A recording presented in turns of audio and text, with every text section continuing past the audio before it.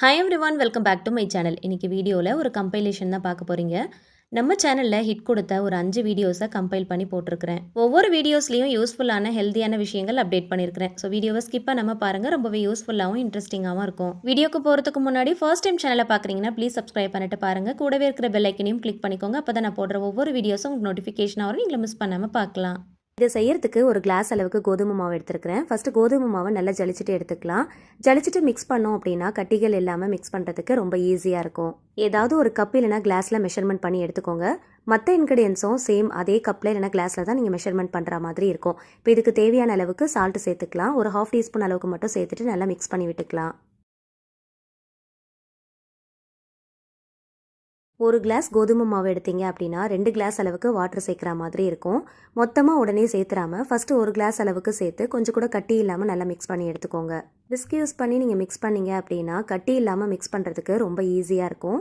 First ஒரு class அளவுக்கு மட்டும் நல்லா சேர்த்துட்டு நல்லா மிக்ஸ் பண்ணிவிட்டு அதுக்கப்புறமா அகெயின் ஒரு கிளாஸ் அளவுக்கு வாட்டர் சேர்த்து நல்லா மிக்ஸ் பண்ணி எடுத்துக்கலாம்.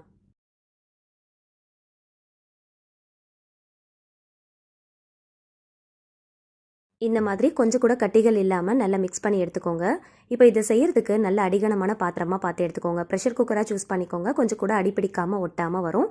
இதை மண்சட்டி பாத்திரத்தில் கூட நீங்கள் செய்யலாம், ரொம்ப ஈஸியாக இருக்கும். 2 கிளாஸ் அளவுக்கு வாட்டர் சேர்த்துக்கலாம். கூடவே கொஞ்சமாக நல்லெண்ணெய் சேர்த்துக்கோங்க. நல்லெண்ணெய் சேர்க்க விருப்பம் இல்லை அப்படின்னா நீங்கள் நெய் கூட சேர்த்துக்கலாம். நல்லெண்ணெய் நெய் கண்டிப்பாக சேர்க்கணும் அப்படிங்கிற அவசியம் இல்லை. டேஸ்ட்டை என்ஹான்ஸ் பண்ணுறதுக்காக தான் நம்ம சேர்க்குறோம். விருப்பம் இல்லை அப்படின்னா நீங்கள் ஸ்கிப் பண்ணிக்கோங்க. நல்லா கலந்து விடுங்க. நல்லா கொதிச்சு வரணும். இந்த மாதிரி நல்லா கொதிச்சு வந்ததுக்கப்புறமா ஸ்டவ்வை சிம் ஃப்ளேம்க்கு மாற்றிக்கோங்க.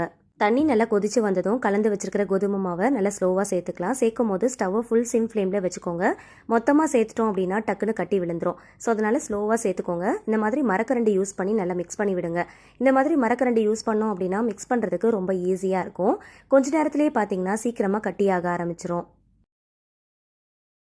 கைவிடாமல் பொறுமையாக ஒரு 10 நிமிஷத்துக்கு மிக்ஸ் பண்ணி விட்டிங்கன்னா நல்லா கட்டியாக ஆரம்பிச்சிரும். ரொம்ப ஹை ஃப்ளேமில் வச்சிட்டிங்க அப்படின்னா ரொம்ப கட்டியான மாதிரி ஆகிடும். அதே சமயத்தில் அடி பிடிச்சிரும். ஸோ அதனால் ஃபுல் சிம் ஃப்ளேமில் வச்சு நல்லா பொறுமையாக மிக்ஸ் பண்ணி விடுங்க. நல்லா கலந்துட்டு கட்டியானதுக்கப்புறமா மூடி போட்டு ஒரு 10 நிமிஷத்துக்கு ஃபுல் சிம் ஃப்ளேமில் வச்சு மாவை நல்லா வேக விடுங்க. அப்போ தான் அந்த பச்சை வாசனை நமக்கு சுத்தமாக இருக்காது.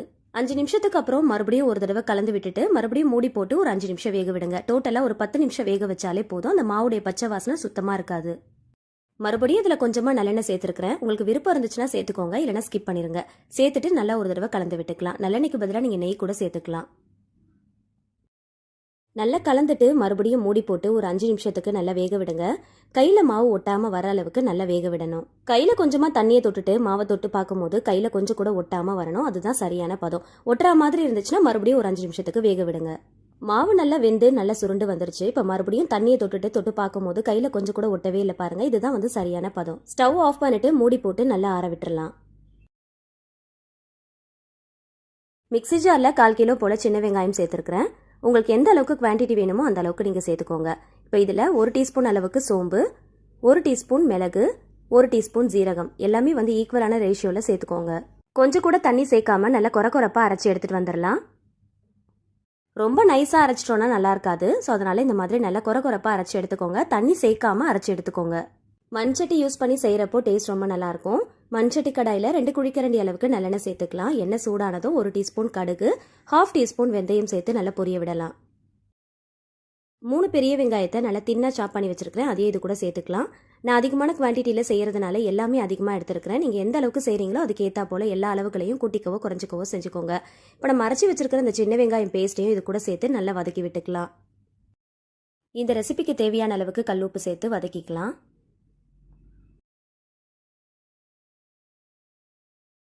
வெங்காயம் நல்லா வதங்கினதும் ஒரு கைப்பிடி பூண்டு சேர்த்து வதக்கிக்கலாம். வெங்காயம் எந்த அளவுக்கு சேர்க்குறீங்களோ அதுக்கு ஈக்குவலான ரேஷியோவில் தக்காளி சேர்த்துக்கலாம். தக்காளியை கொஞ்சம் பெரிய பெரிய பீஸஸாக கட் பண்ணிட்டு சேர்த்து நல்லா வதக்கிக்கலாம். தக்காளி நல்லா மசிய வெந்ததும் கத்திரிக்காய், முருங்கைக்காய், உருளைக்கிழங்கு சேர்த்து நல்லா வதக்கிக்கலாம். எந்த வெஜிடபிள்ஸ் உங்ககிட்ட அவைலபிளாக இருக்கோ அதை நீங்கள் சேர்த்துக்கோங்க. கத்திரிக்காய், முருங்கைக்காய், உருளைக்கிழங்கு சேர்த்து பண்ணும்போது நல்லா டேஸ்ட்டாக இருக்கும். காயோடைய பச்சை வாசனை போகிற அளவுக்கு நல்லா வதக்கிட்டு 1/4 ஸ்பூன் அளவுக்கு மஞ்சள் தூள் சேர்த்துக்கலாம். பெரிய கரண்டியில் 3 கரண்டி அளவுக்கு குழம்பு மிளகாய் தூள் ஆட் பண்ணியிருக்கிறேன். குழம்பு மிளகாய் தூள் இல்லை அப்படின்னா 1 டீஸ்பூன் மிளகாய் தூள் ஆட் பண்ணுறீங்கன்னா 2 டீஸ்பூன் அளவுக்கு தனியா தூள் சேர்த்துக்கோங்க. வீட்டில் அரைச்ச குழம்பு மிளகாய் தூளாக இருந்துச்சுன்னா ரொம்ப பெஸ்ட்டாக இருக்கும். எல்லா பொருட்களையும் நம்ம சேர்த்து வறுத்து அரைச்சி செஞ்சுருப்போம் இல்லையா, அதனால நல்ல ஒரு திக்னஸும் நல்ல ஒரு டேஸ்ட்டும் கிடைக்கும். இது கூட காரத்துக்காகவும் கலருக்காகவும் ஒரு 1/2 டீஸ்பூன் அளவுக்கு காஷ்மீரி மிளகாய் தூள் சேர்த்துருக்கிறேன். உங்ககிட்ட இதெல்லாம் இல்லை அப்படின்னா தனித்தனியாக பார்த்து சேர்த்துக்கோங்க. மசாலா பொருட்கள் எல்லாமே சேர்த்ததும் காயோடு சேர்த்து நல்லா வதக்கிக்கோங்க. எண்ணெய் நல்லா பிரிஞ்சு வர அளவுக்கு வதக்கிட்டு ஒரு சின்ன லெமன் சைஸில் புளி கரைசல் எடுத்து வச்சிருக்கிறேன், அதையும் இது கூட சேர்த்துக்கலாம். இப்போ இதுக்கு தேவையான அளவுக்கு தண்ணி சேர்த்து குழம்புடைய கன்சிஸ்டன்சியை அட்ஜஸ்ட் பண்ணிக்கோங்க. புளிப்பு, காரம், உப்பு இதெல்லாமே கரெக்டாக இருக்கான்னு செக் பண்ணி பார்த்துக்கோங்க. அதுக்கேற்றா போல் பார்த்து தண்ணியை சேர்த்துக்கோங்க. ரொம்ப அதிகமாக புளிக்கரிசலோ தண்ணியோ சேர்த்துற வேண்டாம். குழம்பு வந்து நல்லா திக்காக இருந்தால் தான் நல்லாயிருக்கும். எல்லாத்தையும் நல்லா கலந்துட்டு மூடி போட்டு ஒரு 15 நிமிஷத்துக்கு மீடியம் ஃப்ளேமில் வச்சு நல்லா கொதிக்க விடுங்க. நம்ம இதில் சேர்த்துருந்த வெஜிடபிள்ஸ் எல்லாமே 80% குக் ஆகிற அளவுக்கு வேக வச்சு எடுத்துக்கோங்க. இப்போ இந்த டைமில் கருவாடு சேர்க்க போகிறோம். எந்த கருவாடு வேணுனாலும் இங்கே சேர்த்துக்கலாம். நான் வஞ்சர கருவாடு சேர்க்க போகிறேன்.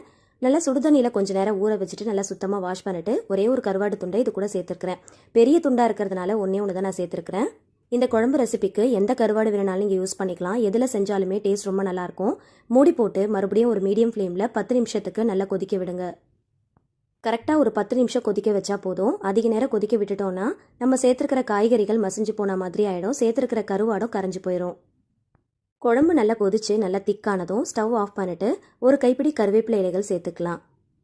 மண்சட்டி யூஸ் பண்ணி நம்ம எப்போ எந்த ரெசிபி செஞ்சாலும் ஸ்டவ் ஆஃப் பண்ணதுக்கு அப்புறமாவும் அந்த குழம்பு கொதிச்சுட்டு தான் இருக்கும்.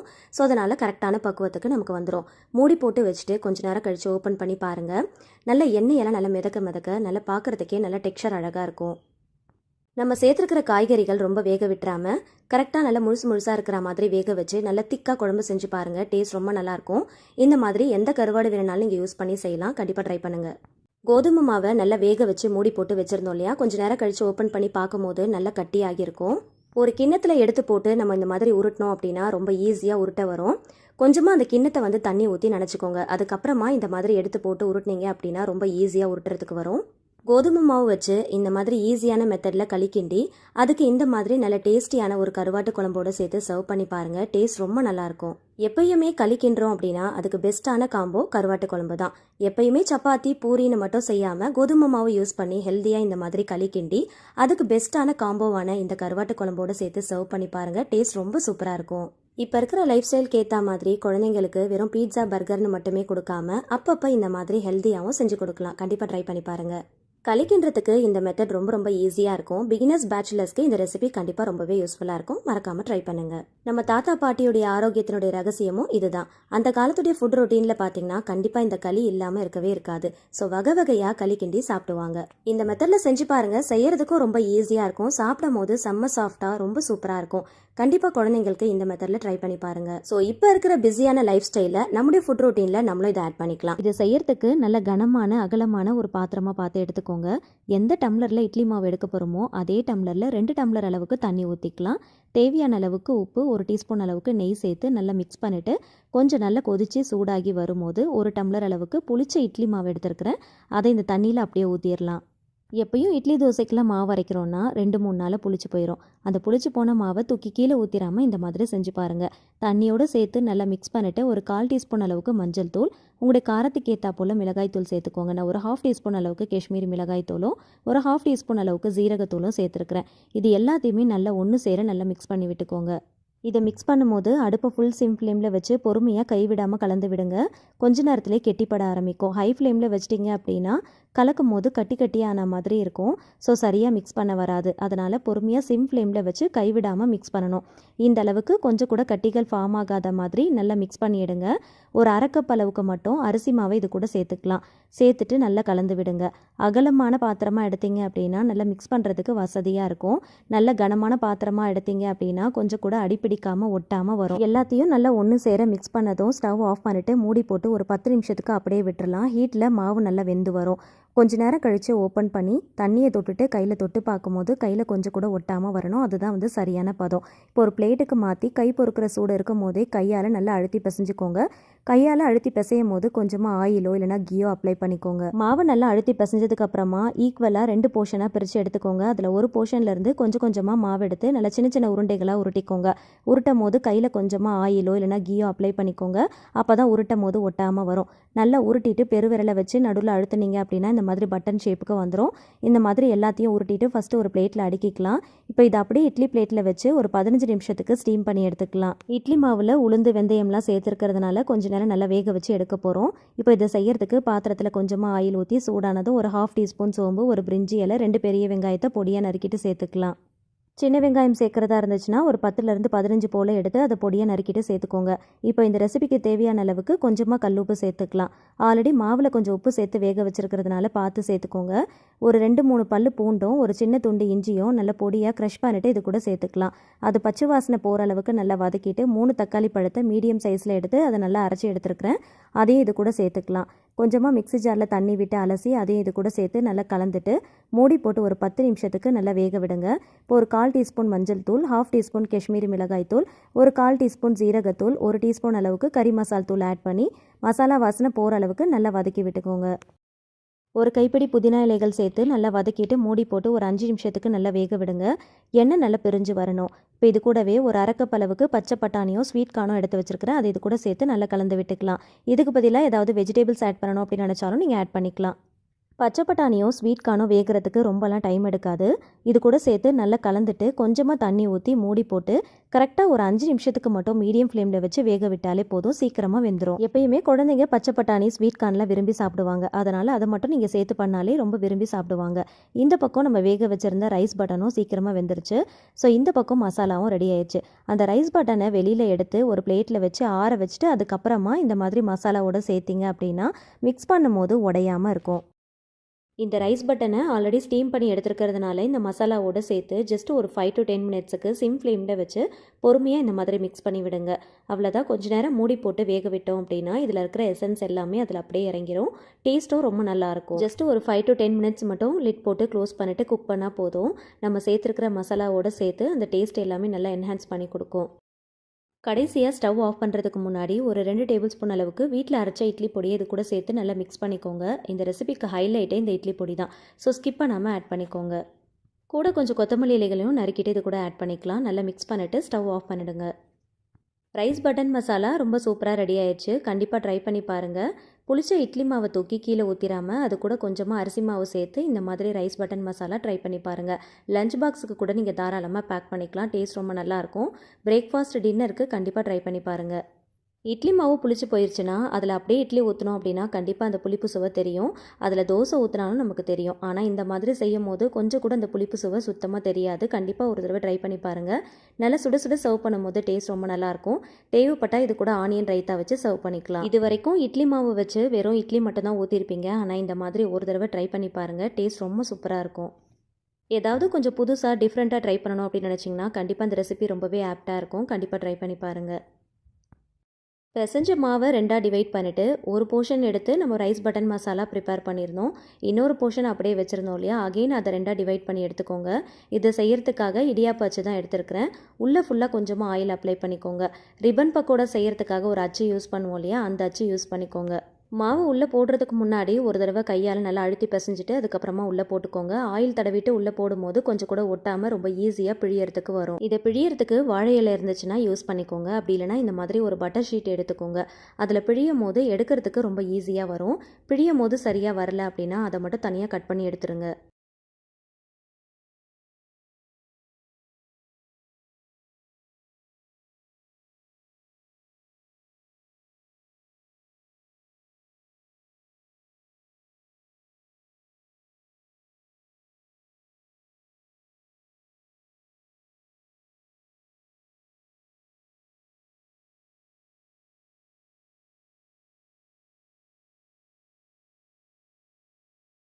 எல்லாத்தையும் பிழிஞ்சிட்டு இந்த மாதிரி கொஞ்சம் சின்ன சின்ன பீசஸாக கட் பண்ணி எடுத்துக்கோங்க.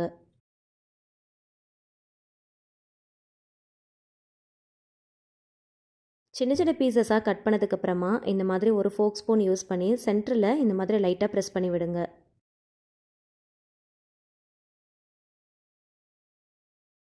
ஃபஸ்ட்டு எல்லா மாவையும் பிழிஞ்சிட்டு இந்த மாதிரி குட்டி குட்டி பீசஸாக கட் பண்ணிவிட்டு தனியாக எடுத்து வச்சுக்கோங்க. அதுக்கப்புறமா ஆயிலில் போட்டு ஃப்ரை பண்ணி எடுக்க போகிறோம்.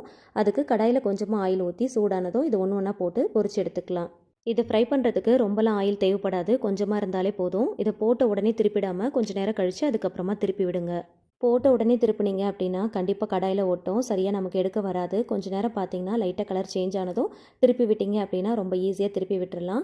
இந்த மாதிரி கொஞ்சம் லைட்டாக செவந்து வந்ததுமே வெளியில் எடுத்துடலாம். இந்த ஷீட் ரொம்ப தின்னாக இருக்கிறதுனால சீக்கிரமாக பொரிச்சு எடுத்துடலாம். கொஞ்சம் டைம் அதிகமாக விட்டுட்டா கூட கரிஞ்சு போன மாதிரி ஆகிடும். ஆல்ரெடி இந்த மாவில் எல்லா மசாலாவும் ஆட் பண்ணியிருக்கிறோம். இருந்தாலும் கொஞ்சமாக சாட் மசாலா ஆட் பண்ணிட்டீங்க அப்படின்னா இன்னும் கொஞ்சம் டேஸ்ட்டாக என்ஹான்ஸ் பண்ணுற மாதிரி இருக்கும்.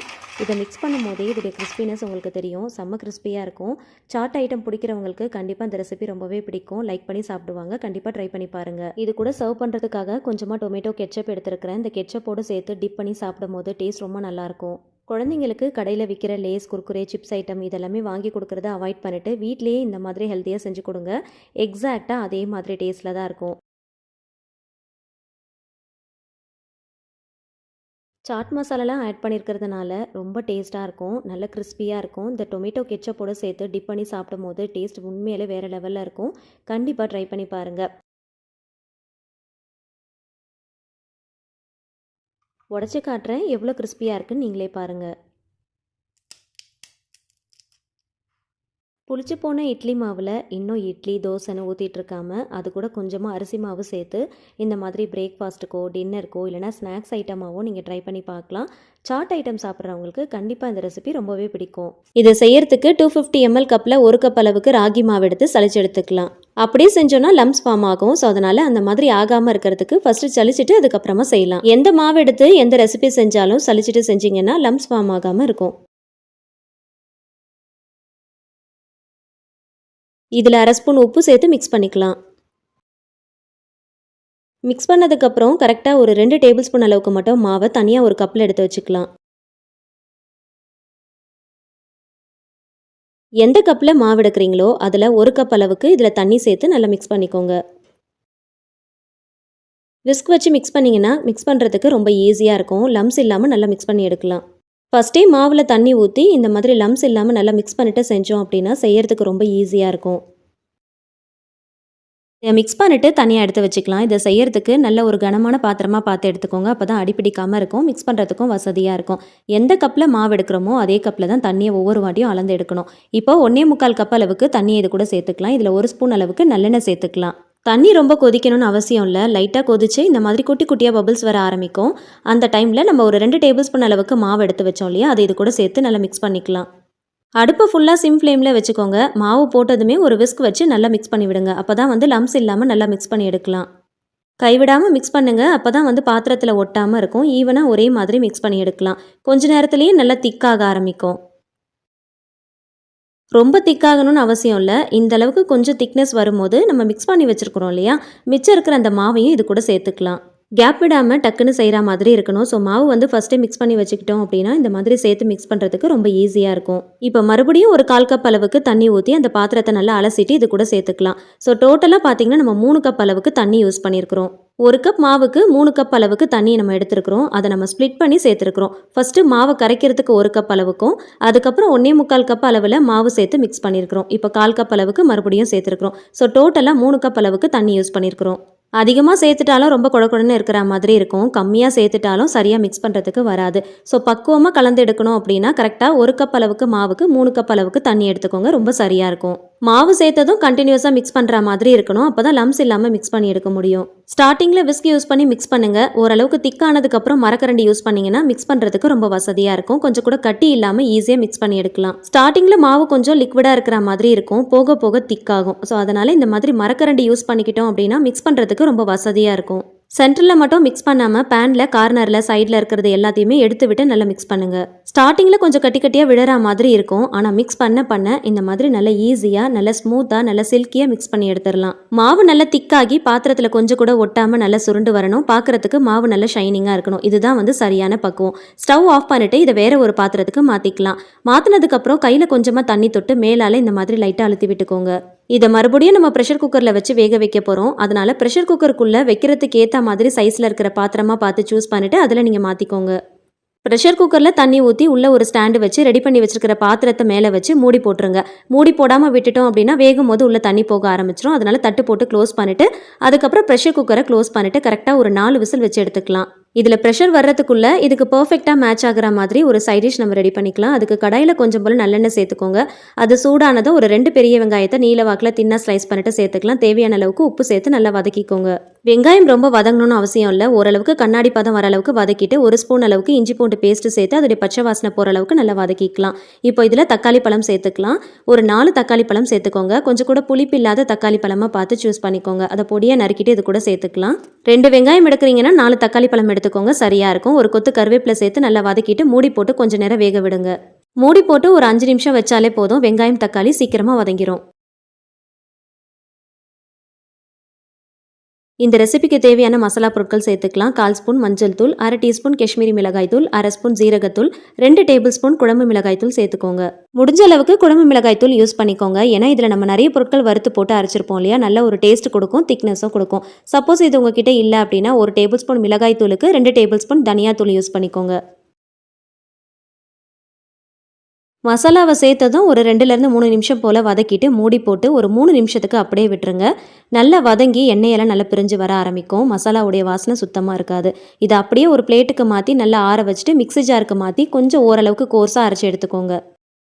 குழம்பு செய்கிறதுக்கு மீனுடைய தலை வால் மட்டும் தனியாக எடுத்து அதை நல்லா வாஷ் பண்ணிவிட்டு மஞ்சள் தூள், மிளகாய் தூள், தனியாத்தூள், ஜீரகத்தூள், மிளகுத்தூள், இஞ்சி பூண்டு பேஸ்ட்டு, உப்பு, கொஞ்சம் போல் எண்ணெய் சேர்த்து நல்லா கலந்து எடுத்து வச்சுக்கோங்க. சதப்பகுதியை மட்டும் போட்டு பண்ணுறோம் அப்படின்னா டேரெக்டாக போட்டுக்கலாம். ஆனால் இந்த மாதிரி தலை வால்லாம் போட்டு பண்ணுறோம் அப்படின்னா ரொம்ப சல்லுன்னு இருக்கிற மாதிரி இருக்கும். அதுக்கு இந்த மாதிரி கொஞ்சம் மசாலா போட்டு பெரட்டிட்டு அதுக்கப்புறம் குழம்பு வச்சோம் அப்படின்னா நல்ல ஒரு டேஸ்ட் கிடைக்கும். மீன் குழம்புல கத்திரிக்காய் போட்டு பண்ணால் ரொம்ப நல்லாயிருக்கும். அதுலேயும் இந்த மாதிரி பச்சை கத்திரிக்காய் கிடச்சிது அப்படின்னா அதை எடுத்துக்கோங்க. அதை பெரிய பெரிய பீசஸாக கட் பண்ணி தனியாக எடுத்து வச்சுக்கலாம். அது கருத்து போகாமல் இருக்கிறதுக்கு தண்ணியில் போட்டு வச்சுக்கோங்க. இதை செய்யறதுக்கு மண்சட்டி தான் நான் யூஸ் பண்ணியிருக்கிறேன். அதில் கொஞ்சம் போல் நல்லெண்ணெய் சேர்த்துக்கலாம். நல்லெண்ணெய் சூடானதும் கட் பண்ணி வச்சிருக்கிற கத்திரிக்காயை ஃபஸ்ட்டு வதக்கி எடுத்துக்கலாம். மீன் குழம்புல கத்திரிக்காய் போட்டால் டேஸ்ட்டாக தான் இருக்கும். ஆனால் அது ரொம்ப மசிஞ்சு போகாமல் ஓரளவுக்கு முழுசாக இருந்துச்சுன்னா அது ஒரு தனி டேஸ்ட்டு தான். அதனால் நம்ம கடைசியாக சேர்த்துக்கலாம். இந்த மாதிரி எண்ணெயில் வதக்கிட்டு தனியாக எடுத்து வச்சுக்கோங்க. ரொம்ப மசிய வதக்க வேணாம். லைட்டாக கலர் சேஞ்ச் ஆகி ஓரளவுக்கு வதக்கி எடுத்துக்கோங்க. அந்த காயுடைய பச்சை வாசனை போகிற அளவுக்கு வதக்குனா போதும். அதே எண்ணெயில் எக்ஸ்ட்ராவாக இன்னும் கொஞ்சம் எண்ணெய் சேர்த்துக்கோங்க. கடுகு, உளுந்து, ஜீரகம், சோம்பு, வெந்தயம் இது எல்லாமே ஒரு 1/4 டீஸ்பூன் அளவுக்கு சேர்த்து நல்லா வறுத்து விடுங்க. ஒரு முழு பூண்டை அப்படியே பொடியாக நறுக்கிட்டு சேர்த்துக்கோங்க. ஒரு 10லேருந்து 15 பூண்டு இருக்கும். இதை சேர்த்துட்டு நல்லா வதக்கிக்கோங்க. நல்லா கிறிஸ்பியாக நல்ல கலர் சேஞ்ச் ஆகிற அளவுக்கு நல்லா வதக்கணும். ஒரு முழு பூண்டு அப்படியே சேர்த்திங்கன்னா குழம்பு நல்ல மணமாகவும் இருக்கும், நல்ல டேஸ்ட்டாகவும் இருக்கும். இதில் ஒரு 15 போல் சின்ன வெங்காயத்தை பொடியாக நறுக்கிட்டு சேர்த்து அதையும் நல்லா வதக்கிக்கோங்க. நம்ம வதக்கி அரைக்கிறதுல பெரிய வெங்காயம் யூஸ் பண்ணியிருக்கிறோம். தாளிப்பு போடும் போது சின்ன வெங்காயம் யூஸ் பண்ணிக்கோங்க. குழம்பு நல்ல ஒரு டேஸ்ட் கிடைக்கும். இதில் ஒரு 2 கொத்து போல் கருவேப்பிலை சேர்த்துக்கலாம். கருவேப்பிலை கொஞ்சம் அதிகமாகவே சேர்த்துக்கோங்க. நல்ல மணமாகவும் இருக்கும், ருசியாகவும் இருக்கும். வெங்காயம், பூண்டு, கருவேப்பிலை நல்லா வதங்கி கிறிஸ்பியாக நல்லா பொன்னிறம் ஆகணும். அது வரைக்கும் நல்லா வதக்கிக்கோங்க. இதுக்கப்புறம் நம்ம வதக்கி ஆற வச்சு அரைச்ச மசாலாவை இது கூட சேர்த்துக்கலாம். எப்போ மீன் குழம்பு வச்சாலும் எந்த மீனில் குழம்பு வச்சாலும் இந்த மாதிரி வெங்காய தக்காளியை கொஞ்சம் போல் வதக்கிட்டு அதை அரைச்சி ஊற்றி செஞ்சிங்கன்னா குழம்பு நல்லா திக்காக இருக்கும். மிக்ஸி ஜாரில் கொஞ்சம் போல் தண்ணி ஊற்றி அலசிட்டு இது கூட சேர்த்துக்கலாம். சேர்த்துட்டு நல்லா கலந்து விடுங்க. ஃபஸ்ட்டு மூடி போட்டு கொஞ்சம் நேரம் நல்லா கொதிக்க விட்டுட்டு அதுக்கப்புறமா புளி தண்ணி எல்லாமே சேர்த்துக்கலாம்.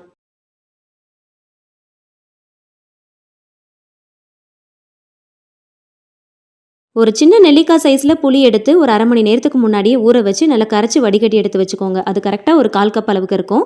அதை சேர்த்துட்டு அதோடைய புளிப்பு தன்மை அட்ஜஸ்ட் பண்ணுறதுக்கு ஏற்ற மாதிரி தண்ணி ஊற்றி நல்லா மிக்ஸ் பண்ணிக்கலாம். நான் சொல்லியிருக்கிற இன்க்ரீடியன்ஸுடைய அளவுகள் பார்த்தீங்கன்னா இந்த மண்சட்டியில் 3/4 வாசி அளவுக்கு குழம்பு வரும். கொஞ்சம் அதிகமாக வேணும் அப்படின்னா இன்க்ரீடியன்ஸுடைய அளவுகள் எல்லாத்தையுமே கூட்டிக்கோங்க. எனக்கு உப்பு கொஞ்சம் பத்தலை, அதனால் சேர்த்துருக்கிறேன். உப்பு, புளிப்பு, காரம்லாம் சரியாக இருக்கான்னு பார்த்துக்கோங்க. தேவைப்பட்டால் சேர்த்துக்கோங்க. உப்பு கொஞ்சம் தூக்கலாக இருக்கிற மாதிரி பார்த்துக்கோங்க. அப்போ தான் மீன் போடும்போது ரொம்ப சரியாக வரும். மூடி போட்டு ஒரு 15 நிமிஷம் மீடியம் ஃப்ளேமில் வச்சு நல்லா கொதிக்க விடுங்க.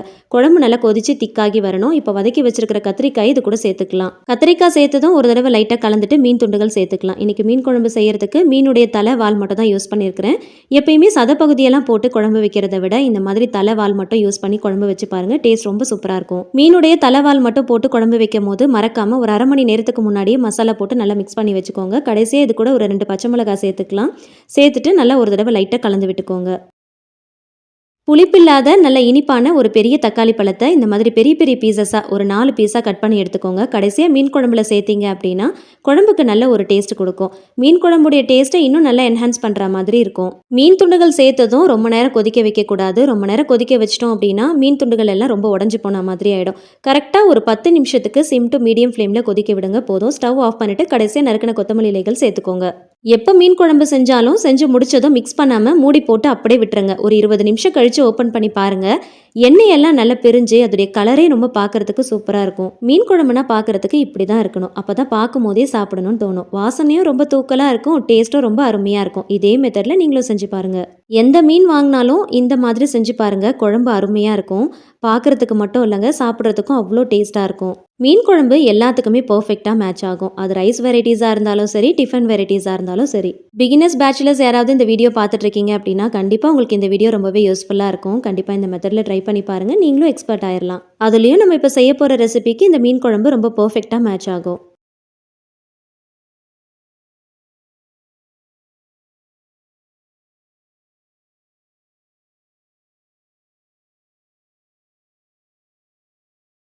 ஒரு சின்ன டிப் பார்க்கலாம்.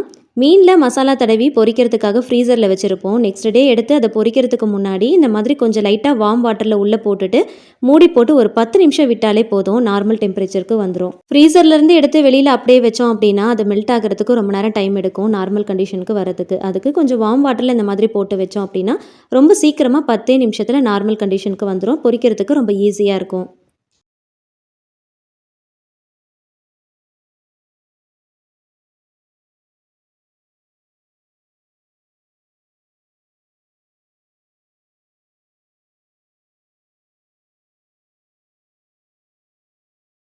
ப்ரெஷர் எல்லாமே ரிலீஸ் ஆனதும் குக்கரை ஓப்பன் பண்ணி பார்க்கலாம். தட்டில் உள்ள எந்த அளவுக்கு தண்ணி இருக்குன்னு பாருங்கள். தட்டு போடாமல் விட்டுட்டோம் அப்படின்னா இந்த தண்ணி எல்லாமே உள்ளே போயிடும். அதனால் மறக்காமல் தட்டு போட்டு மூடிடுங்க. 4 விசில் வச்சிங்கன்னா மாவு நல்லா வெந்து இந்த மாதிரி பக்குவமாக இருக்கும். உள்ளே கொஞ்சம் கூட தண்ணி இருக்காது. கலரும் பார்த்திங்கன்னா இந்த மாதிரி தான் இருக்கும். மாவுடைய பச்சை வாசனையும் சுத்தமாக இருக்காது. குக்கரில் இருந்து வெளியில் எடுத்ததும் நல்லா சூடாக இருக்கும் போதே ஒரு கரண்டியை வச்சு கலந்து விடுங்க. கலந்து விடும் போது பார்க்குறதுக்கு குழகுழப்பாக இருக்கிற மாதிரி தான் இருக்கும். ஆறுனதுக்கப்புறம் சரியாக வரும். கையில் கொஞ்சம் போல் தண்ணி தொட்டுட்டு இந்த மாதிரி கரண்டியில் இருக்கிறது, பாத்திரத்தில் இருக்கிறது எல்லாத்தையுமே நல்லா வலிச்சு விடுங்க.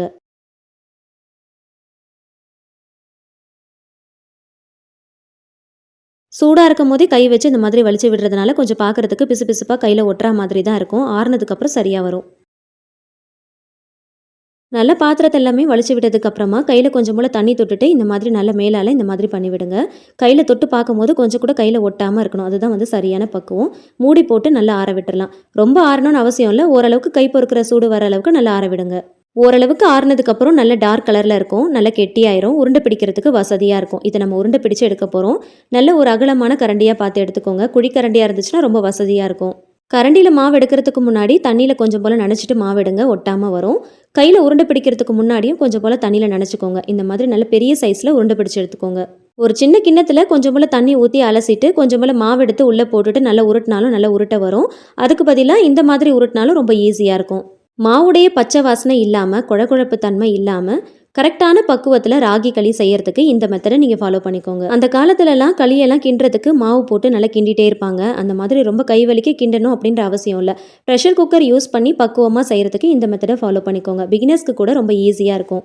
250 ml கப்பில் 1 கப் அளவுக்கு ராகி மாவு எடுத்தோம் அப்படின்னா 5 களி உருண்டை மீடியம் சைஸில் நமக்கு கிடைக்கும். ராகியில் எக்கச்சக்கமான ஹெல்த் பெனிஃபிட்ஸ் இருக்குது. இந்த காலத்து ஆளுங்க ராகி மாவு வச்சு வெரைட்டியாக பண்ணுறோம். ஆனால் அந்த காலத்து ஆளுங்க அவங்களுடைய உணவு முறை பழக்க வழக்கப்படி கூழ், களி, புட்டுன்னு தான் செஞ்சு சாப்பிட்டாங்க. நம்ம என்னதான் விதவிதமாக வித்தியாசமாக செஞ்சாலும் அந்த காலத்து ஆளுங்க செஞ்ச இந்த மாதிரி உணவுகளில் வர டேஸ்டே தனி தான். ராகி களி கூட இந்த மாதிரி மீன் குழம்பு வச்சு கூடவே சின்ன வெங்காயம், பச்சை மிளகாய்லாம் வச்சு சாப்பிடும் போது டேஸ்ட் ரொம்ப சூப்பராக இருக்கும். அதுலேயும் செஞ்சு அன்னைக்கே சாப்பிட்றத விட அடுத்த நாள் சாப்பிடும் போது டேஸ்ட் இன்னும் ரொம்ப சூப்பராக இருக்கும். ஆல்ரெடி நம்ம சேனலில் கோதுமை களி ரெசிபியும் கூடவே கருவாட்டு குழம்பு ரெசிபியும் போட்டிருக்கேன். ஸோ தேவைப்படுறவங்க செக் பண்ணி பாருங்கள். என் கார்ட்லேயும் கொடுக்குறேன். செஞ்ச களி உருண்டைங்களை ஃப்ரிட்ஜில் வச்சு ஸ்டோர் பண்ணாதீங்க. பாத்திரத்தில் அது மூழ்கிற அளவுக்கு சில்லுன்னு தண்ணி எடுத்துக்கோங்க. அதில் களி உருண்டையை போட்டு மூடி போட்டு வச்சுருங்க. மண்சட்டி பாத்திரங்கள் எக்ஸ்ட்ரா இருந்துச்சுன்னா அதில் தண்ணி ஊற்றி களி உருண்டைகளை போட்டு மூடி போட்டு வச்சுருங்க. இன்னும் நல்லாயிருக்கும். அடுத்த நாள் இதை களியாவோ இல்லைனா கூழாவோ செஞ்சு சாப்பிட்லாம். இதை செய்யறதுக்கு எலக்ட்ரிக் பிளெண்டர், ஹேண்ட் சாப்பர் அப்படி இல்லைனா மிக்சர் ஜார் எது வேணுனாலும் நீங்கள் யூஸ் பண்ணிக்கலாம். உங்ககிட்ட எது இருக்கோ அதை யூஸ் பண்ணிக்கோங்க. எதை யூஸ் பண்ணாலுமே உங்களோட வேலை ரொம்ப ஈஸியாக குயிக்காக முடிச்சிடலாம். பிளெண்டர்லேயும் பிளேட்லேயும் கொஞ்சமாக ஆயில் அப்ளை பண்ணிக்கலாம். அப்போ தான் ஒட்டாமல் இருக்கும். நீங்கள் மிக்சர் ஜார் யூஸ் பண்ணுறீங்க அப்படின்னா அதுலேயும் ஃபுல்லாக வந்து பிளேட்லேயும் எல்லா இடத்துலையும் படுற மாதிரி ஆயில் கொஞ்சமாக அப்ளை பண்ணிக்கோங்க. அப்போ தான் ஒட்டாமல் இருக்கும். இப்போ இதில் 2 கப் அளவுக்கு கோதுமை மாவு சேர்த்துக்கலாம். நல்லா சலிச்சிட்டு இது கூட சேர்த்துக்கோங்க. இந்த மாவுக்கு தேவையான அளவுக்கு சால்ட் ஆட் பண்ணிக்கலாம். நான் ஒரு 1/2 டீஸ்பூன் அளவுக்கு சால்ட் ஆட் பண்ணியிருக்கிறேன். 1 டீஸ்பூன் சுகர் ஆட் பண்ணியிருக்கிறேன். சுகர் சேர்க்கறதுனால நல்ல ஒரு டேஸ்ட்டும் டெக்ஸ்சரும் கிடைக்கும். சால்ட் அண்ட் சுகர் ஆட் பண்ணியிருக்கிறதுனால ஜஸ்ட் லிட் போட்டு க்ளோஸ் பண்ணி ஒரு 2 செகண்ட்ஸ் மட்டும் நல்லா சுற்றி எடுத்துக்கலாம். இப்போ இதில் தேவையான அளவுக்கு வாட்டர் ஆட் பண்ணிக்கலாம். 2 கப் அளவுக்கு மாவு எடுத்திருந்தேன். அதில் 3/4 கப் அளவுக்கு வாட்டர் ஆட் பண்ணோம் அப்படின்னா ரொம்ப சரியாக இருக்கும். 1 டேபிள் ஸ்பூன் அளவுக்கு ஆயில் ஆட் பண்ணிக்கலாம். எந்த கப்பில் மாவு எடுக்கிறீங்களோ அந்த கப்லேயும் வாட்டரும் ஆட் பண்ணிக்கோங்க. அளந்து எடுத்தீங்க அப்படின்னா ரொம்ப சரியாக இருக்கும். 2 கப் மாவுக்கு 3/4 கப் அளவுக்கு மட்டும் வாட்டர் ஆட் பண்ணிக்கோங்க. ஜஸ்ட் ஒரு 5 மினிட்ஸ் மட்டும் நல்லா சுற்றி எடுத்தீங்க அப்படின்னா மாவு கொஞ்சம் கூட ஒட்டாமல் நல்லா சூப்பராக பிசைஞ்சு வந்துடும். மிக்சர் ஜார் யூஸ் பண்ணாலும் சரி, இல்லைனா ஹேண்ட் பிளெண்டர், சாப்பர் எது யூஸ் பண்ணாலும் லைட்டாக ஆயில் அப்ளை பண்ணிவிட்டு அதுக்கப்புறமா தேவையான எல்லா பொருளையுமே சேர்த்துக்கோங்க. இப்போ பாருங்கள் கொஞ்சம் கூட ஒட்டாமல் இருக்குது. அந்த மூடியிலையும் லைட்டாக ஆயில் அப்ளை பண்ணிக்கோங்க. அப்போ தான் வந்து சுத்தம் போது மேலே ஒட்டாமல் இருக்கும். இப்போ பாருங்கள் அந்த பிளேட்லேயும் கொஞ்சம் கூட ஒட்டாமல் இருக்குது. ஸோ ரொம்ப சூப்பராக பிசைஞ்சு எடுத்துடலாம். பாத்திரத்துலேயும் கையிலையும் கொஞ்சம் கூட மாவு ஒட்டாமல் ரொம்ப ஈஸியாக 5 நிமிஷத்தில் மாவு பிசையறதுக்கு இந்த ஒரு சின்ன ட்ரிக்கை யூஸ் பண்ணிக்கோங்க. இதில் கொஞ்சமாக ஆயில் அப்ளை பண்ணிவிட்டு அதுக்கப்புறம் தான் நம்ம மாவு எல்லாமே சேர்த்து மிக்ஸ் பண்ணோம். அதனால் கொஞ்சம் கூட ஒட்டவே இல்லை பாருங்கள். ரொம்ப க்ளீனாக இருக்குது. வாஷ் பண்ணுறதும் ரொம்ப ஈஸியாக இருக்கும். மாவு பிசையறதுக்கு சோம்பேறித்தனப்படுறவங்களுக்கும் இல்லைனா ரொம்ப சட்டுன்னு குயிக்காக ஏதாவது ரெசிபி செய்யணும் அப்படின்றவங்களுக்கும் இந்த டிப் ரொம்பவே யூஸ்ஃபுல்லாக இருக்கும். இப்போ ஒரு பாத்திரத்தில் போட்டு லைட்டாக இந்த மாதிரி பிசைஞ்சு கொடுத்தாலே போதும். ரொம்ப நேரம் பிசையணும் அப்படிங்கிற அவசியம் இல்லை. லைட்டாக ஒரு 2 செகண்ட்ஸ் மட்டும் நல்லா பெரட்டி எடுங்க போதும்.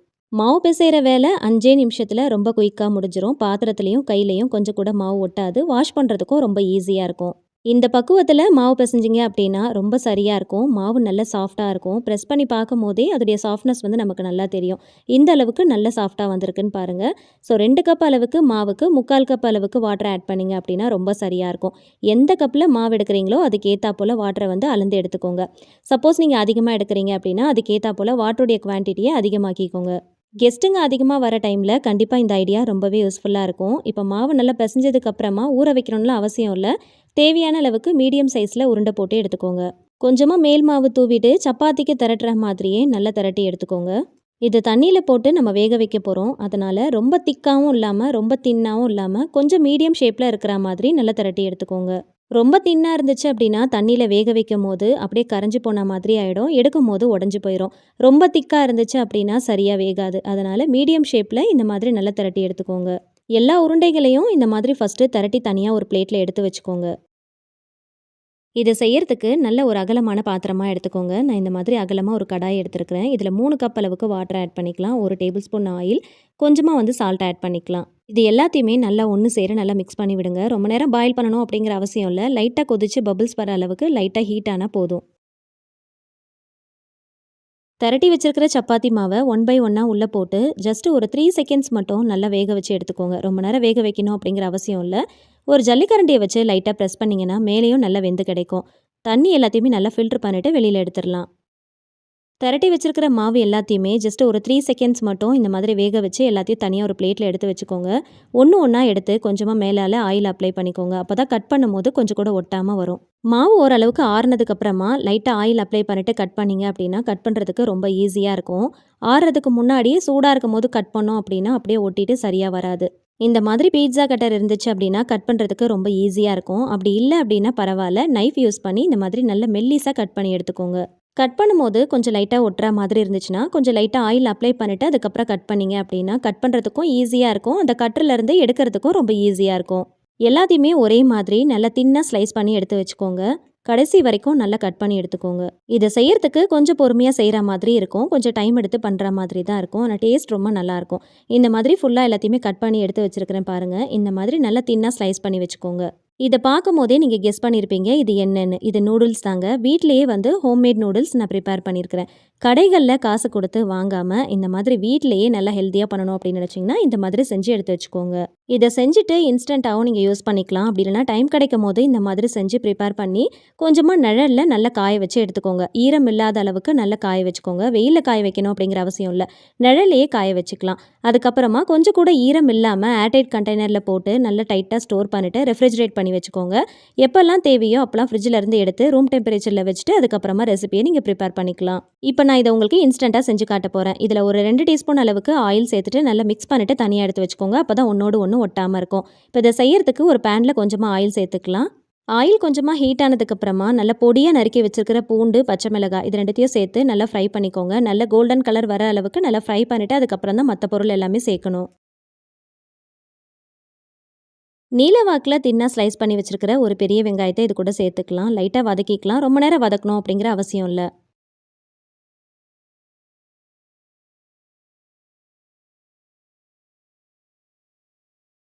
இதில் கொஞ்சமாக வெஜிடபிள்ஸ் ஆட் பண்ணிக்கலாம். ஒரே ஒரு கேரட், கொஞ்சமாக பீன்ஸ், கொஞ்சமாக கேப்சிகம் நல்லா நீல வாக்கில் தின்னா ஸ்லைஸ் பண்ணிவிட்டு ஆட் பண்ணியிருக்கிறேன்.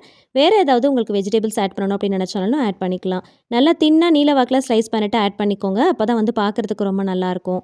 இது ரொம்ப நேரம் வதக்கணும்னு அவசியம் இல்லை. லைட்டாக க்ரன்ச்சியாக இருந்துச்சுன்னா டேஸ்ட் ரொம்ப நல்லாயிருக்கும். தேவையான அளவுக்கு கொஞ்சமாக சால்ட் ஆட் பண்ணிவிட்டு வதக்கி விட்டுக்கலாம். இது கூட கொஞ்சமாக முட்டைகோசையும் சேர்த்துக்கலாம். நல்லா தின்னா ஸ்லைஸ் பண்ணிவிட்டு சேர்த்துக்கோங்க. எப்பயுமே முட்டைகோசை முதலே வதக்கிட்டோம் அப்படின்னா ரொம்ப சாஃப்ட் ஆயிரும். நல்லா க்ரன்ச்சியாக இருந்துச்சுன்னா டேஸ்ட் ரொம்ப நல்லாயிருக்கும். அதனால் அந்த காய்கறிகள் எல்லாமே ஓரளவுக்கு வதங்கினதுக்கப்புறமா முட்டைகோஸ் சேர்த்துட்டு லைட்டாக வதக்கி விடுங்க. 1/4 ஸ்பூன் மஞ்சள் தூள் சேர்த்துக்கலாம். இது கூடவே கொஞ்சமாக கறி மசால் தூள் ஆட் பண்ணிக்கோங்க. உங்களோட டேஸ்ட்டுக்கு ஏற்றா போல் பார்த்துட்டு சேர்த்துக்கோங்க. நான் 1 டேபிள் ஸ்பூன் அளவுக்கு சேர்த்துருக்கிறேன். இது கூடவே நூடுல்ஸ் மசாலாவும் ஆட் பண்ணியிருக்கிறேன். உங்களுக்கு தேவைப்பட்டால் சேர்த்துக்கோங்க, அப்படின்னா ஸ்கிப் பண்ணிக்கோங்க. இதுக்கு பதிலாக நீங்கள் வேறு ஏதாவது வீட்டு மசாலா ஏதாவது வச்சுருந்தீங்க அப்படின்னா அது கூட நீங்கள் சேர்த்துக்கலாம். மிளகாய் தூள், தனியாத்தூள் அந்த மாதிரி சேர்த்துக்கோங்க. நான் வந்து நூடுல்ஸில் இருக்கிற அந்த மசாலாவும் கூடவே கொஞ்சமாக கறி மசாலாவும் ஆட் பண்ணியிருக்கிறேன். நூடுல்ஸில் கிடைக்கிற எக்ஸாக்டாக அதே டேஸ்ட்டு கிடைக்கணும் அப்படிங்கிறதுக்காண்டி தான் நான் நூடுல்ஸ் மசாலா ஆட் பண்ணியிருக்கிறேன். சப்போஸ் உங்களுக்கு விருப்பம் இல்லை அப்படின்னா ஸ்கிப் பண்ணிக்கோங்க. இப்போது நம்ம ரெடி பண்ணி வச்சுருக்கிற நூடுல்ஸை இது கூட ஆட் பண்ணிவிட்டு நல்லா மிக்ஸ் பண்ணி விட்டுக்கலாம். இந்த மாதிரி ஸ்டிக் யூஸ் பண்ணி மிக்ஸ் பண்ணும்போது கொஞ்சம் கூட உடையாமல் நல்லா அழகாக மிக்ஸ் பண்ணி எடுக்கலாம். அதுக்காக நான் ஸ்டிக் யூஸ் பண்ணியிருக்கிறேன். சப்போஸ் உங்ககிட்ட இல்லை அப்படின்னா ஜல்லிக்கரண்டி அப்படின்னா தோசை கரண்டி இருந்துச்சு அப்படின்னா அதை வச்சு நீங்கள் மிக்ஸ் பண்ணுங்கள். கொஞ்சம் கூட உடையாமல் அழகாக மிக்ஸ் பண்ணி எடுக்கலாம். சிம் டு மீடியம் ஃப்ளேமில் வச்சு பொறுமையாக மிக்ஸ் பண்ணி விடுங்க. அப்போ தான் நல்லா வேகும். இப்போ இது கூடவே ஒரு 2 டீஸ்பூன் அளவுக்கு டொமேட்டோ கெச்சப் ஆட் பண்ணிக்கலாம். கொஞ்சமாக சோயா சாஸ் ஆட் பண்ணிக்கலாம். சோயா சாஸ் ரொம்ப ஆட் பண்ணிடாதீங்க. ஜஸ்ட் 1 டீஸ்பூன் அளவுக்கு மட்டும் ஆட் பண்ணிக்கோங்க. சப்போஸ் உங்ககிட்ட டொமேட்டோ கெச்சப் இல்லை அப்படின்னா இதை சேர்க்கறதுக்கு விருப்பம் இல்லை அப்படின்னா அதுக்கு பதிலாக தக்காளியை நல்லா வேக வச்சுக்கோங்க.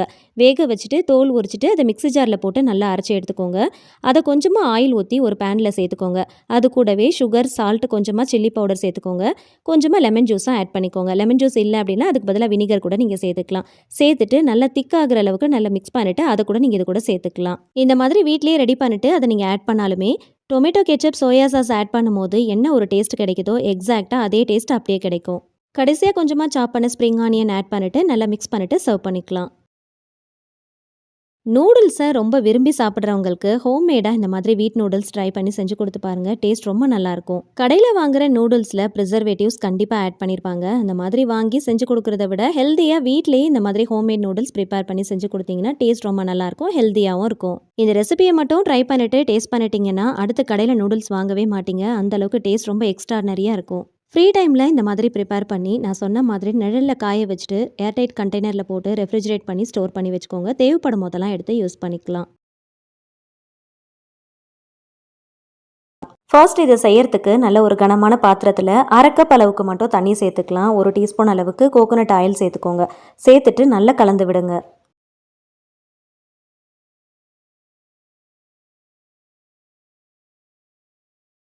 மிச்சமாகிற இடியாப்ப மாவை அப்படியே ஃப்ரிட்ஜில் வச்சுட்டு நெக்ஸ்ட் டைம் எடுத்து நம்ம யூஸ் பண்ணுவோம். ஸோ அந்த மாதிரி யூஸ் பண்ணக்கூடிய இந்த மாவை நல்லா உருண்டையாக உருட்டிக்கோங்க.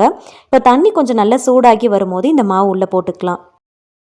இந்த மாவை ஃப்ரிட்ஜில் வச்சுருக்கிறதுனால கொஞ்சம் நல்லா டைட்டாக இருக்கிற மாதிரி இருக்கும். அதை இந்த மாதிரி நல்லா உடச்சி விடுங்க. மரக்கரண்டியை யூஸ் பண்ணிக்கோங்க, மிக்ஸ் பண்ணுறதுக்கு வசதியாக இருக்கும். மாவை நல்லா உடச்சி விட்டு இந்த தண்ணியோடு சேர்த்து நல்லா கட்டி இல்லாமல் கலந்து எடுத்துக்கோங்க. ஆல்ரெடி இடியாப்ப மாவு பிசையும் போது உப்பு சேர்த்துருப்போம் இல்லையா, அதனால நான் இப்போ உப்பு எதுவும் சேர்க்கலை. ஜஸ்ட்டு வந்து கோகோனட் ஆயில் மட்டும் சேர்த்துருக்குறேன். ஆயில் சேர்க்கறதுனால நல்ல ஒரு சாஃப்ட்னஸ் கொடுக்கும், நல்ல மணமாகவும் டேஸ்ட்டாகவும் இருக்கும். தேங்காய் எண்ணெய்க்கு பதிலாக நெய் கூட சேர்த்துக்கலாம், அதுவுமே நல்லா தான் இருக்கும். மாவு நல்லா கரைஞ்சி மறுபடியும் நல்லா திக்காகி நல்லா கட்டியாகி வரணும். நல்லா இந்த மாதிரி கைவிடாமல் மிக்ஸ் பண்ணுங்கள். கொஞ்சம் நேரத்துலேயே மாவு நல்லா கட்டியாக ஆரம்பிக்கும். ஆனால் நடுவில் கட்டிகள் விழாமல் நல்லா உடச்சி விட்டு நல்லா கலந்து எடுத்துக்கோங்க. மாவை ஃப்ரிட்ஜில் வச்சு எடுத்துருக்கிறதுனால ரொம்ப கிரிப்பாக டைட்டாக இருக்கிற மாதிரி இருக்கும். அதை சாஃப்டாக ஆக்கிறதுக்காக தான் இந்த ப்ராசஸ் நம்ம பண்ணுறோம். 1/2 கப் அளவுக்கு மட்டும்தான் தண்ணி சேர்த்து இந்த மாதிரி நம்ம செய்யணும். ரொம்ப அதிகமாக சேர்த்து செஞ்சிட்டோம் அப்படின்னா மாவு ரொம்ப வெந்தா மாதிரி ஆகிடும். அதனால் ஒரு 1/2 கப் அளவுக்கு மட்டும் சேர்த்துக்கோங்க. சேர்த்து தண்ணி எல்லாமே மாவோடு சேர்த்து நல்லா கலந்து இந்த மாதிரி நல்லா சுருண்டு வரணும். பாத்திரத்தில் கொஞ்சம் கூட ஒட்டாமல் நல்லா சுருண்டு வரணும். அப்போ ஸ்டவ் ஆஃப் பண்ணிவிட்டு அப்படியே விட்டுறலாம். இப்போ வேறு ஒரு பவுலுக்கு மாற்றிட்டு நல்லா கொஞ்சம் கை பொறுக்கிற சூடு இருக்கும் போதே கையில் கொஞ்சமாக ஆயில் தடவிட்டு நல்லா ஒரு தடவை பிசைஞ்சு விட்டுக்கோங்க.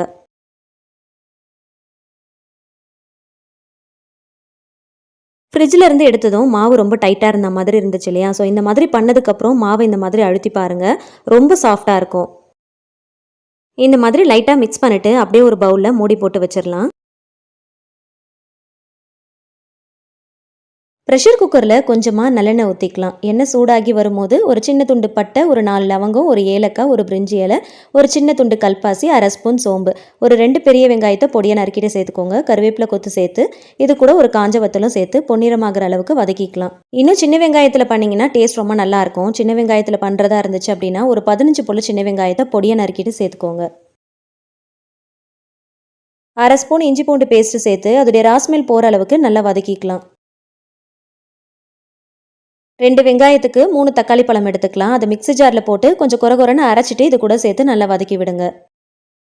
தக்காளி நல்லா வதங்கினதும் 1/4 ஸ்பூன் மஞ்சள் தூள், 1/2 டீஸ்பூன் காஷ்மீரி மிளகாய் தூள், ஜீரகம், பெருஞ்சீரகம் ரெண்டுத்தையும் வறுத்து பொடி பண்ணி அதிலிருந்து ஒரு 1/2 ஸ்பூன் அளவுக்கு சேர்த்துக்கோங்க. கறி மசால் தூள் 1 டேபிள் ஸ்பூன் அளவுக்கு சேர்த்துட்டு மசாலாவுடைய அந்த பச்சை வாசனை போகிற அளவுக்கு நல்லா வதக்கி விடுங்க. இந்த ரெசிபிக்கு தேவையான அளவுக்கு கொஞ்சம் போல் கல் உப்பு சேர்த்துருக்கிறேன். இதையும் சேர்த்து நல்லா வதக்கிக்கலாம். எண்ணெயிலேயே இந்த மசாலா எல்லாத்தையுமே நல்லா வதக்கணும். வதக்குனதுக்கு அப்புறமா மட்டன் சேர்த்துக்கலாம். நான் ஒரு 250 கிராம் அளவுக்கு மட்டன் எடுத்துருக்கிறேன். ஸோ அதுக்கேற்ற மாதிரி மசாலாவுடைய அளவுகளில் நான் உங்களுக்கு சொல்லியிருக்கிறேன். நீங்கள் எடுக்கிற மட்டனுடைய அளவுக்கு ஏற்றா போல் எல்லா மசாலாவுடைய ரேஷியோவும் கூட்டிக்கவோ குறைச்சிக்கவோ செஞ்சுக்கோங்க. மட்டனை மசாலாவோட சேர்த்து நல்லா வதக்கிட்டு நல்லா எண்ணெய் பிரிஞ்சு வர ஸ்டேஜில் தேவையான அளவுக்கு தண்ணி சேர்த்துக்கலாம். மட்டன் மூழ்கிற அளவுக்கு தண்ணி சேர்த்து நல்லா கலந்துட்டு உப்பு காரம் கரெக்டாக இருக்கான்னு செக் பண்ணி பார்த்துக்கோங்க.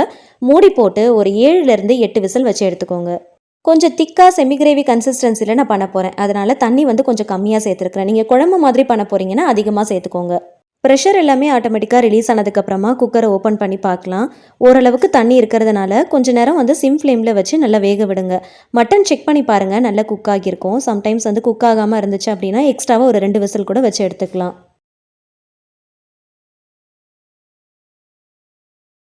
கொஞ்சம் செமி கிரேவியாக கொஞ்சம் நல்லா திக்காக வேணும் அப்படிங்கிறதுனால ஜஸ்ட் ஒரு 10 மினிட்ஸுக்கு சிம் ஃப்ளேமில் வச்சு நல்லா வேக விடுறேன்.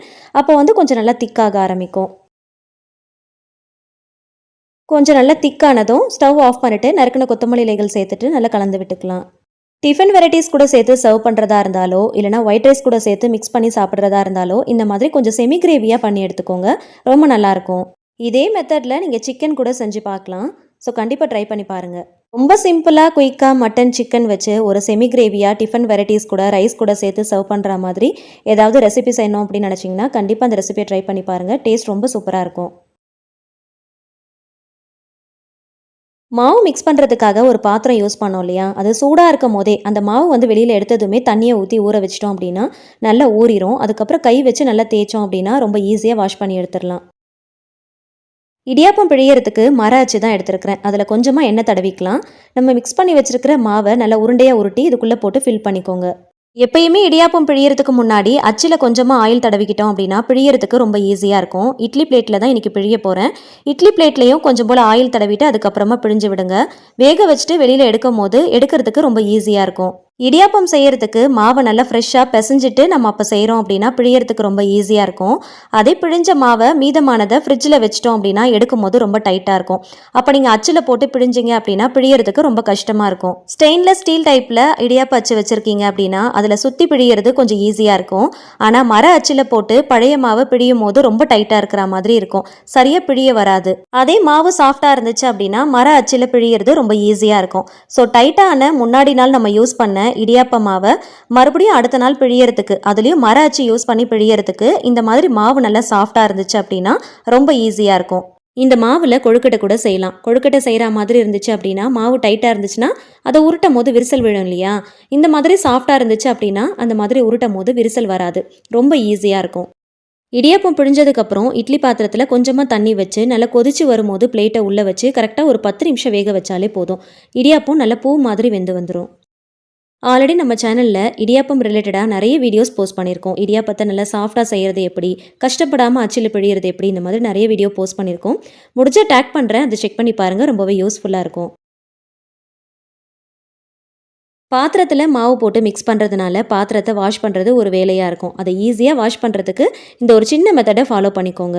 செஞ்ச கையோட ஊற வச்சிட்டோம் அப்படின்னா வாஷ் பண்ணுறது ரொம்ப ஈஸியாக இருக்கும். 10 நிமிஷத்தில் இடியாப்பம் நல்லா சாஃப்டாக பூ மாதிரி வெந்து வந்துருச்சு பாருங்கள். பழைய இடியாப்ப மாவில் கஷ்டப்பட்டு இடியாப்பத்தை பிழியாமல் ரொம்ப ஈஸியாக சாஃப்டாக பிழியறதுக்கு இந்த டிப் கண்டிப்பாக உங்களுக்கு ரொம்பவே யூஸ்ஃபுல்லாக இருந்திருக்கும். டைட்டாக இருக்கிற மாவில் இடியாப்பம் பிழியறதும் கஷ்டமாக இருக்கும். அதை வேக வச்சு எடுத்தாலும் அந்தளவுக்கு சாஃப்டாக இருக்காது. ஆனால் இந்த மாதிரி செஞ்சு பாருங்கள், செம்ம சாஃப்டாக இருக்கும். இந்த மாதிரி நல்ல சாஃப்டாக இடியாப்பம் செய்கிறதுக்கு மாவு எப்படி மிக்ஸ் பண்ணலாம் அப்படிங்கிறத ஆல்ரெடி வீடியோவில் போஸ்ட் பண்ணியிருக்கேன்.